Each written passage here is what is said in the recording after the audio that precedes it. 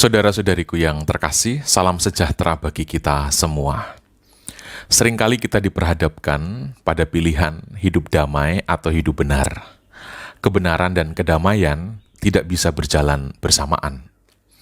Orang yang memilih untuk hidup damai cenderung akan terjebak untuk negosiasi dengan ketidakbenaran. Tetapi orang yang memilih untuk hidup benar harus merelakan diri untuk berada dalam ketidakdamaian. Mungkin banyak dari kita yang memiliki prinsip yang penting damai. Tetapi apakah hal ini searah dengan iman Kristiani? Tentu saja tidak. Yang menjadi perjuangan iman Kristiani adalah kebenaran. Dan musuh iman Kristiani adalah kedamaian, tetapi kedamaian palsu. Kita bisa saja merasa damai, tetapi dengan cara masa bodoh, tutup mata dengan keadaan. Artinya kita tidak sibuk, tidak dipusingkan dengan barang lain, bisa minum kopi, rileks, tidur siang, sementara tetangga atau rekan kita sedang membutuhkan pertolongan. Nah, pola hidup masyarakat kita cenderung seperti ini. Pola hidup individualistis memang menyenangkan tetapi merusak tatanan hidup sosial. Iman kekristenan memperjuangkan kebaikan bersama dan bukan sekedar kebaikan pribadi. Kita bisa saja merasa damai, tetapi dengan cara merelativir banyak hal, dengan cara permisif.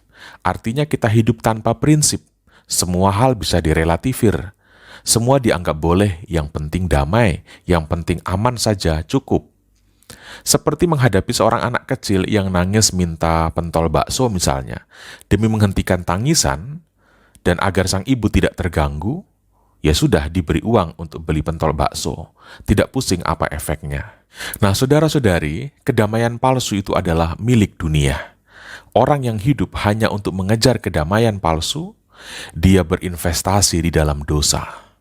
Sebaliknya, orang yang sungguh memperjuangkan kebenaran, sekalipun dia mengalami ketidakdamaian di dalam hidup ini, dia sejatinya mengambil bagian di dalam kemuliaan Yesus Kristus.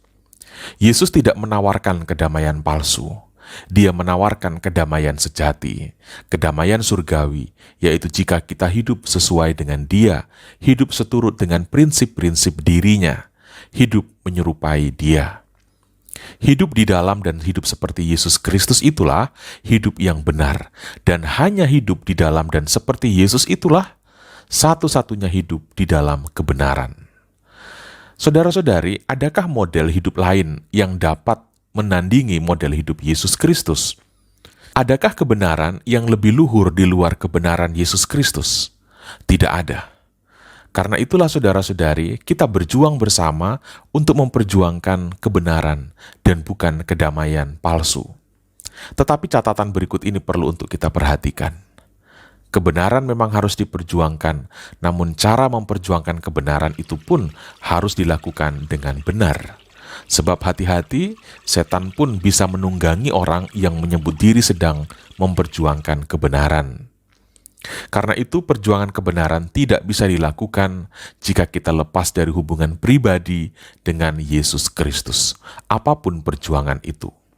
Hanya orang yang memiliki kehidupan rohani yang baik bersama Yesus Kristuslah yang akan dapat sungguh-sungguh hidup di dalam kebenaran, baik dari segi isi perjuangan maupun dari cara memperjuangkannya. Saudara-saudari terkasih, mari kita tetap tinggal di dalam Yesus Kristus untuk selama-lamanya agar kita bisa memilih kebenaran dibanding sekedar memperjuangkan kedamaian tetapi palsu. Tuhan memberkati kita semua.